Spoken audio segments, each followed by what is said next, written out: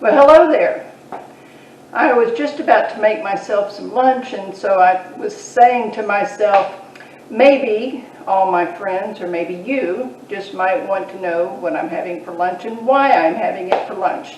And not only that, but I thought that I would share with you some Leslie science while I'm making my lunch. So, what I'm going to have for lunch today is what I have most days, and it is a delicious drink. I usually get a large cup so that I have plenty of room. I have my food scale out. Food scale. If you don't have one, you need one. One that measures in grams, ounces, and pounds. Fluid ounces is extremely helpful. So I put that on there and I zero it all out. All right, so why are we doing this? Just 1 second.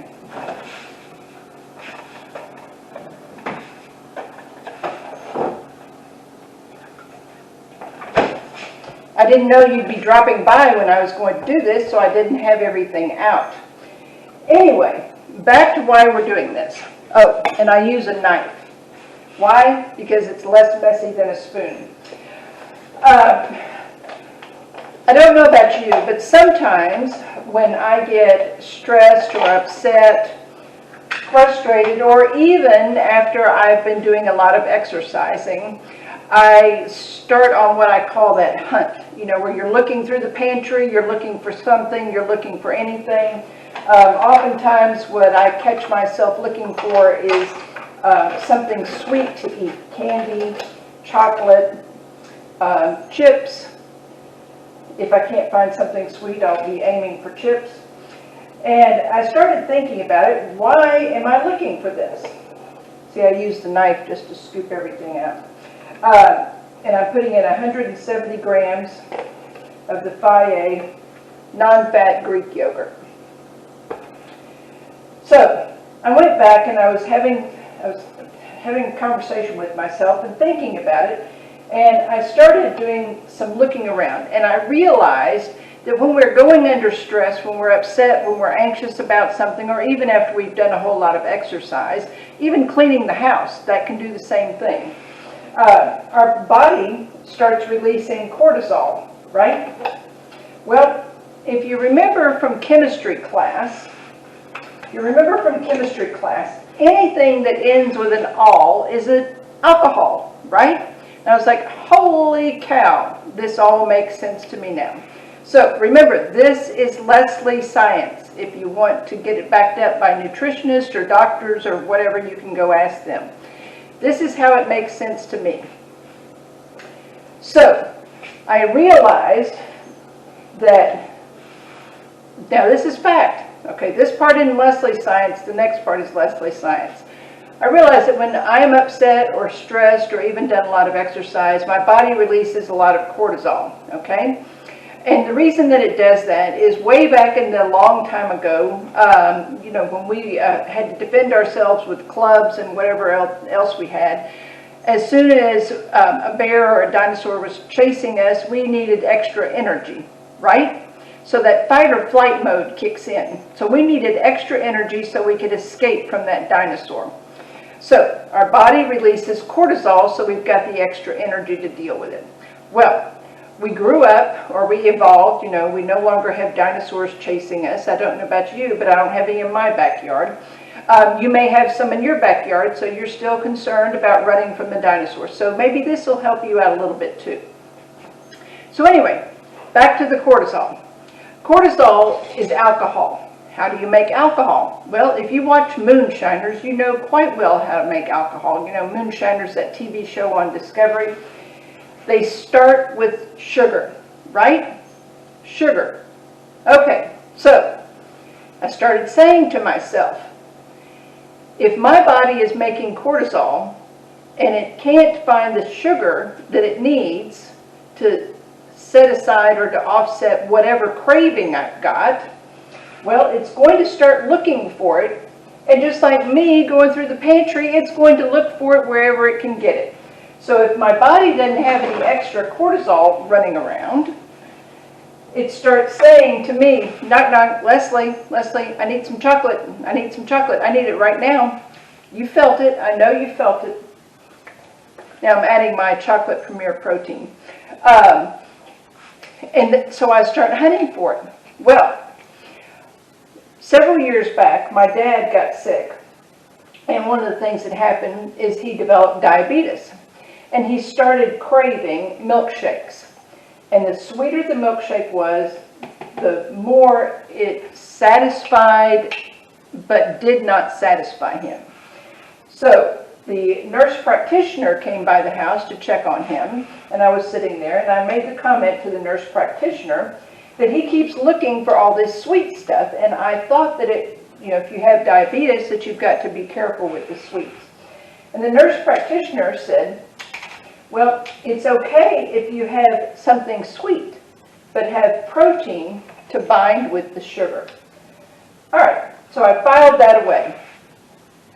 You probably have a lot of those little details filed away also. Now I've got the pasteurized egg whites. I'm going to add about, 3 to 4 tablespoons to that, okay? So, when I was going through this journey, and I was realizing that sometimes, I was having to deal with some emotions, and I was learning how to sit in the emotions. Well, I don't know about you, but sometimes sitting in the emotions, especially sadness or even anger, that can be about as much fun as going to the dentist and having a cavity drilled on. So I didn't like it. So I had to figure out, okay, so what is going on that I can stop myself from hunting for the chocolate and the chips and all this. And that little file cabinet popped open in my head and said, remember what the nurse practitioner said. The nurse practitioner told you that it's okay to have sugar if you have protein, because the protein binds with it. And I was like, aha, well, let me try something. So the next time that I was feeling really anxious about something, I don't even remember what it was because it was so long ago, I stopped myself as I went to the pantry looking for the chocolate that my husband likes to keep around. And I turned instead and went to the protein powder that I kept. And why do I keep protein powder? Well, I work out, I exercise, and so I needed, that protein after I finished exercising. And I had a drink made with the protein powder. And let me tell you something. Within about 15 minutes, that craving, that hunting, that searching, and I know you know what I'm talking about, stopped. It absolutely stopped. So I said, all right, well, this worked this time, but is it going to work the next time? Well, the next time came around, and I do recall this time, because this is when I really made the connection. This time around, I was really upset about something, extremely upset. I didn't know what to do with the upset. I was so upset. Have you ever been there? You ever been there?